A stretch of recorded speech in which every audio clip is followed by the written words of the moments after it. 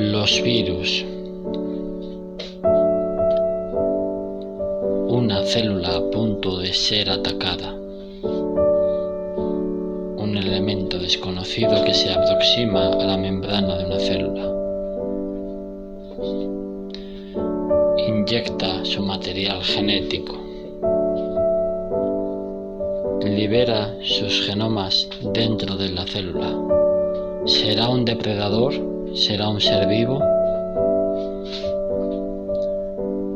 La célula está secuestrada y fabrica viriones.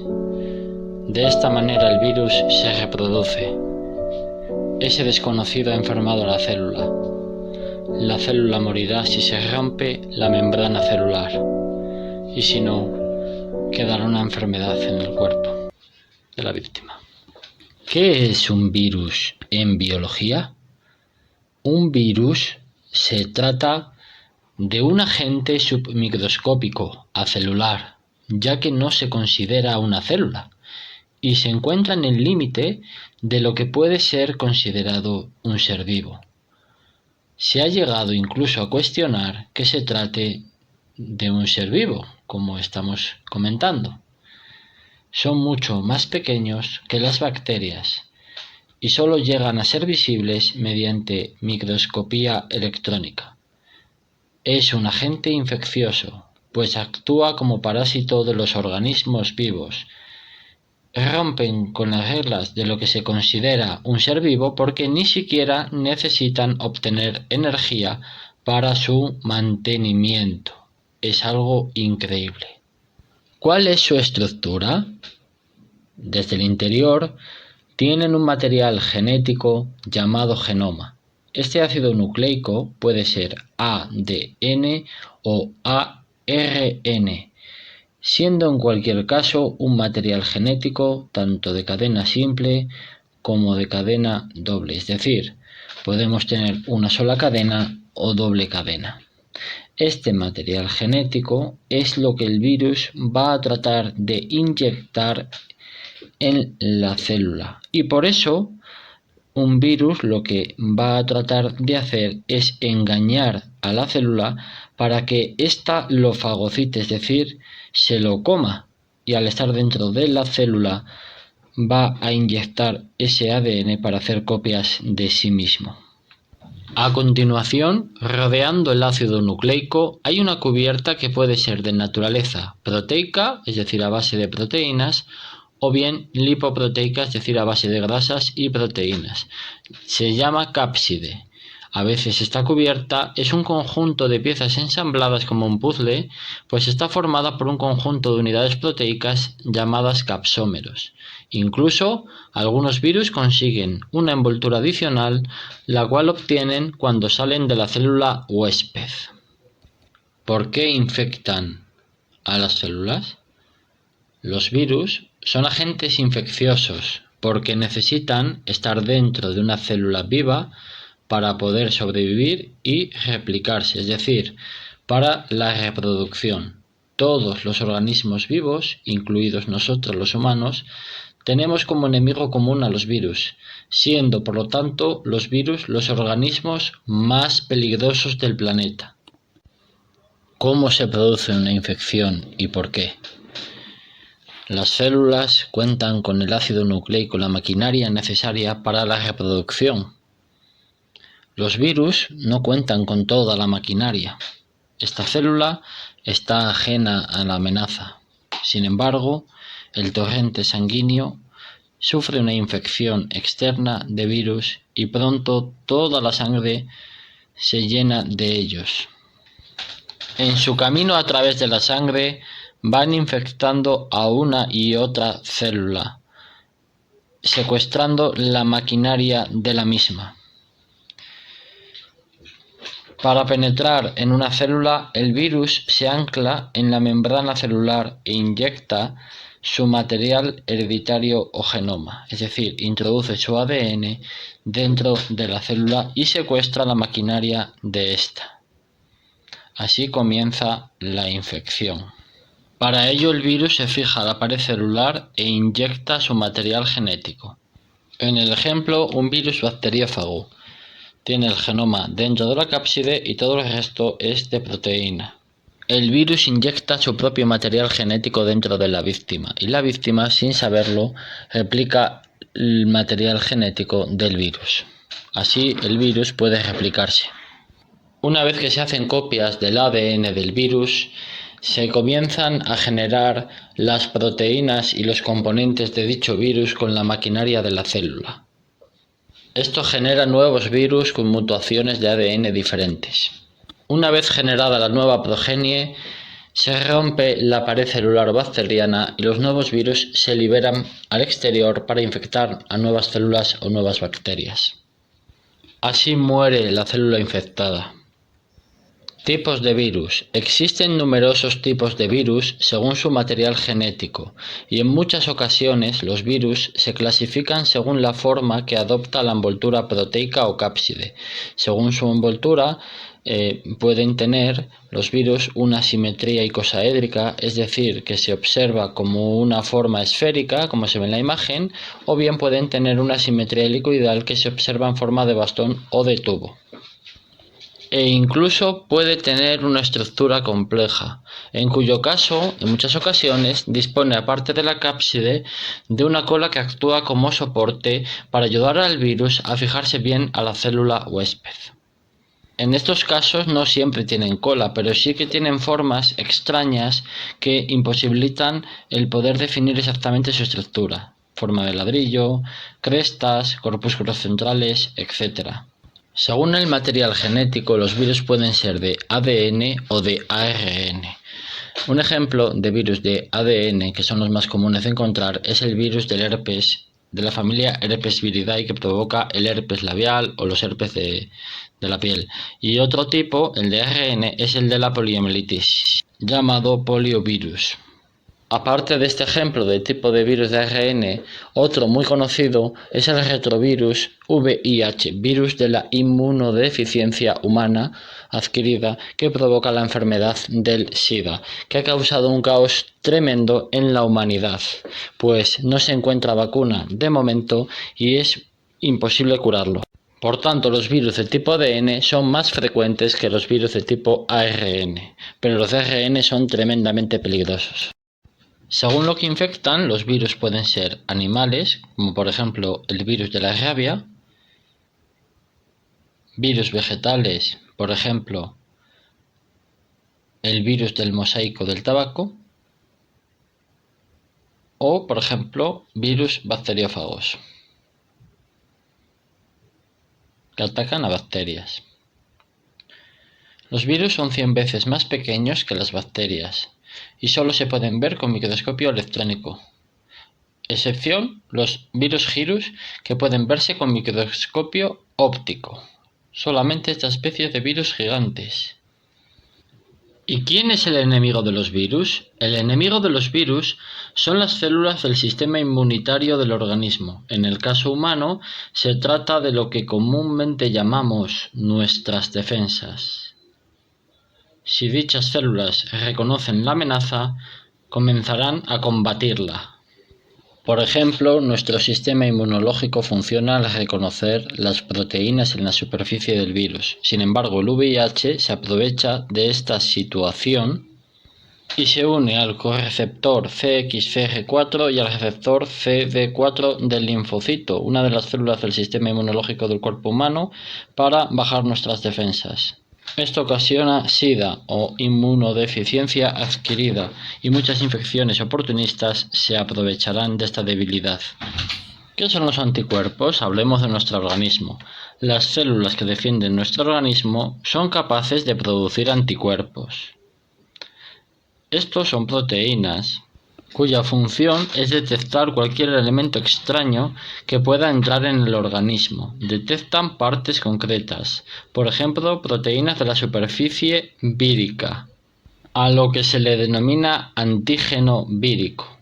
Cuando los anticuerpos se unen a estas proteínas extrañas, actúan como marcador, facilitando que sean reconocidos y eliminados por las células del sistema inmunológico. Así es como destruyen a los virus. Los anticuerpos se fabrican en los linfocitos B, e inicialmente actúan como receptores en las membranas de estas células. Cuando un linfocito B reconoce un antígeno, es decir, una amenaza, libera anticuerpos a la sangre. Así se activan el resto de los linfocitos B, iniciando la respuesta apropiada, como en el ejemplo de este vídeo, que se ha marcado a una bacteria para que el glóbulo blanco la persiga y la destruya.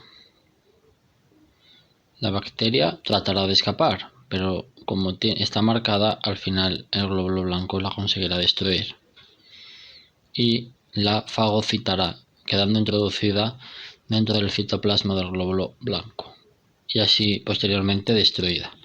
¿Cómo se protegen los virus? Si el virus es nuevo y nuestro cuerpo no está preparado para él, debe sufrir la infección y enfermedad antes de poder inmunizarse.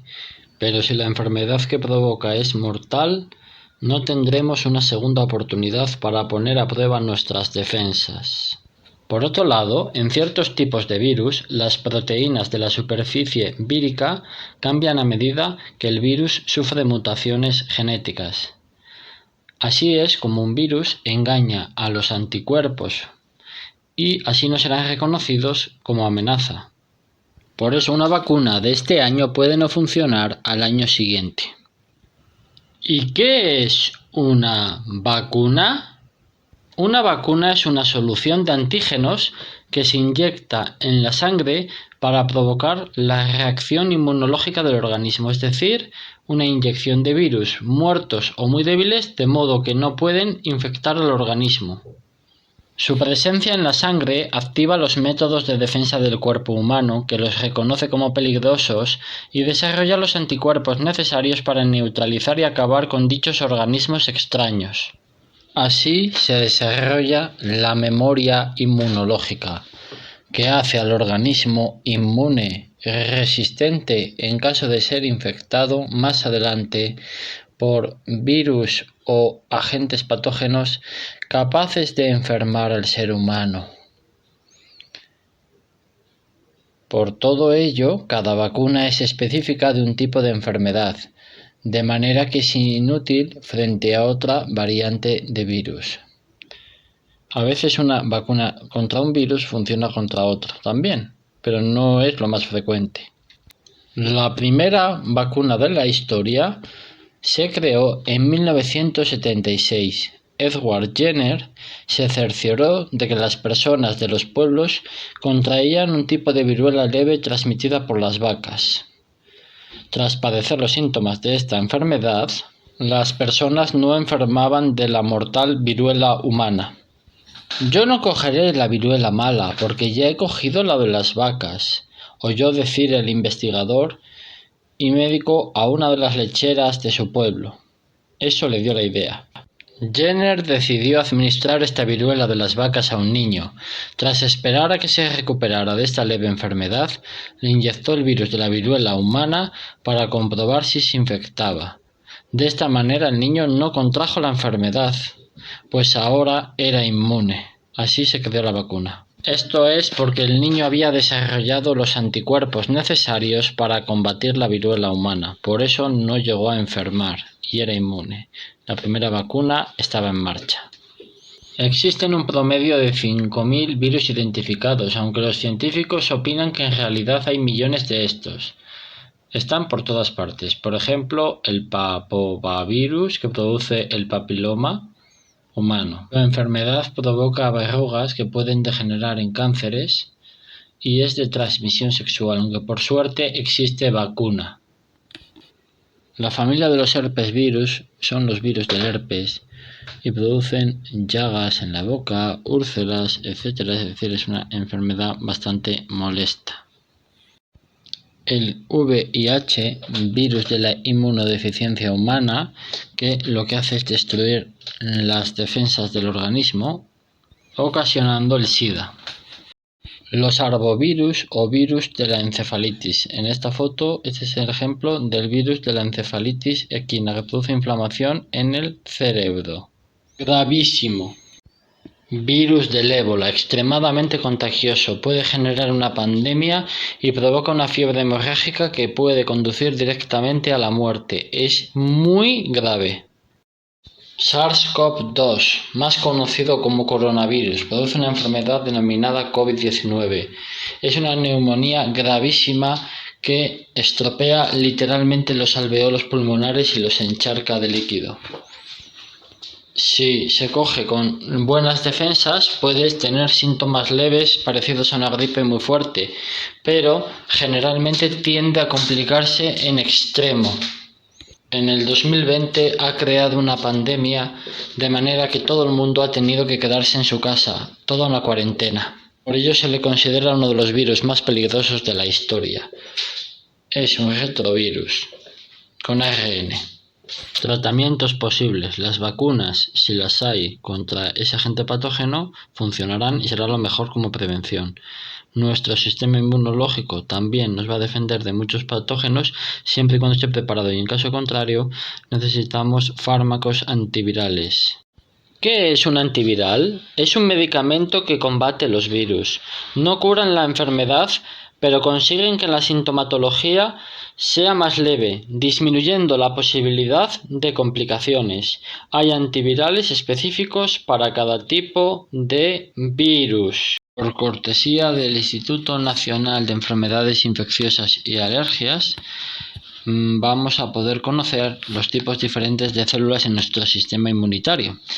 Tenemos una célula que se llama neutrófilo o glóbulo blanco, cuya función es engullir y destruir bacterias y otros patógenos. Es el tipo más abundante de glóbulos blancos en la sangre de la mayoría de las personas y juegan un papel muy importante en la lucha contra muchos tipos de infección. Podemos tener una enfermedad en este tipo de células debido a anomalias genéticas y tener pocos neutrófilos, y eso se llama neutropenia, o con neutrófilos que no funcionan correctamente. Esto hace que las personas sean más propensas a las infecciones. La ubicación: los neutrófilos circulan por la sangre y se mueven rápidamente a sitios de infección o lesión para combatir los patógenos. Por lo tanto, están siempre atentos, siempre alerta para estar donde la infección esté, para solucionarla. Por otro lado, el mastocito es otro tipo de glóbulo blanco especializado en liberar gránulos llenos de sustancias químicas que causan la inflamación, como por ejemplo la histamina. La inflamación va a provocar un aumento del flujo sanguíneo y de esta manera permitir que más células inmunitarias y otras partículas útiles en la sangre alcancen el sitio de infección o de lesión con mayor facilidad. Una enfermedad posible en este tipo de células es que nuestro cuerpo reaccione de forma inapropiada ante esas sustancias liberadas en la sangre, de tal manera que cosas de la naturaleza que no tendrían por qué darnos problemas nos van a causar alergias. Los mastocitos se ubican en los tejidos que estén por fuera del torrente sanguíneo, especialmente en la piel, tejido pulmonar, ganglios linfáticos, el hígado y el bazo. Los macrófagos son las células de tipo de glóbulo blanco llamadas comilonas, porque los macrófagos absorben los patógenos, células cancerosas y desechos microscópicos, que luego los van a destruir, degradar y reciclar con sustancias químicas que poseen, que son abrasivas y además cuentan con enzimas para esta digestión. Desafortunadamente, los macrófagos a veces no destruyen los patógenos absorbidos, y estos pueden multiplicarse dentro del macrófago y ocultarse de otras respuestas inmunitarias. Es decir, algunos patógenos se aprovechan de que son fagocitados y se quedan por dentro de esta célula como enfermedad. Tienen también una función importante en el control de la inflamación, y cuando funcionan mal influyen en las enfermedades inflamatorias. Se ubican en la médula ósea como monocitos. Circulan por la sangre y luego se establecen en otros tejidos del cuerpo. Los eosinófilos son unas células que contienen gránulos llenos de moléculas que eliminan las células que el sistema inmunitario marcó para su destrucción. Ayudan a eliminar las infecciones parasitarias y a resolver la inflamación. Se cree que los eosinófilos contribuyen al asma cuando tenemos enfermedad, y además produce la esofagitis eosinofílica, y otras enfermedades, cuando se tienen demasiados eosinófilos hiperactivos en el torrente sanguíneo. Los eosinófilos se encuentran en la sangre y en los tejidos que interactúan con el medio exterior, como pueden ser los pulmones o el sistema digestivo por dentro. Las células de tipo B elaboran proteínas llamadas anticuerpos que se unen de forma muy selectiva a los antígenos, que es cualquier sustancia que provoque una respuesta inmunitaria, incluso la parte de un patógeno. Los anticuerpos combaten las infecciones al impedir que los patógenos entren en las células huésped y marcan el patógeno para su destrucción. Cada célula B produce un anticuerpo único. Todas las células B del cuerpo forman un conjunto de anticuerpos que se pueden unir a muchos objetivos diferentes. Una enfermedad es producir alergias porque se producen anticuerpos que no son necesarios para sustancias que realmente no nos dañarían, como podrían ser, por ejemplo, los cacahuetes. Y lógicamente, si tenemos las células B dañadas o enfermas, no vamos a producir los suficientes anticuerpos necesarios para poder marcar a los patógenos, con lo cual estaríamos susceptibles a muchas y variadas infecciones. A los anticuerpos también se los denomina inmunoglobulinas. Son proteínas que secretan las células B, como hemos comentado anteriormente, y estas inmunoglobulinas se unen a los antígenos específicos. Antígeno es cualquier sustancia, como una proteína de la superficie de un virus o un alérgeno que desencadena una respuesta inmunitaria. Cada anticuerpo se puede unir a un antígeno único. El conjunto de anticuerpos que el sistema inmunitario puede producir es enorme, y esto le permite reconocer virtualmente cualquier material extraño, por tanto cualquier patógeno. Cuando un anticuerpo se fija a una proteína de la superficie de un virus, el virus queda marcado. De esta manera, otros glóbulos blancos lo van a detectar como amenaza y lo van a atacar. Así es como comienza la respuesta inmunitaria y el virus se va a dar por vencido. En otras ocasiones, el anticuerpo lo que hace es desactivar la acción del virus, de tal manera que el virus queda ahí como desactivado y no se puede fijar a la célula, por lo tanto no puede provocar la infección. El basófilo es una célula del sistema inmunitario cuyas funciones todavía no están bien esclarecidas del todo, aunque se sabe que interviene en procesos de infecciones, de inflamaciones y de alergias.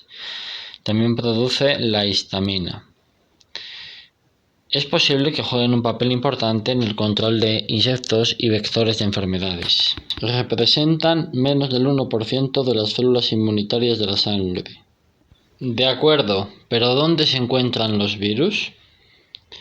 Los virus están en todas partes, en el agua, en el aire e incluso dentro de nosotros mismos, integrados dentro de nuestros tejidos, dentro de nuestro material genético.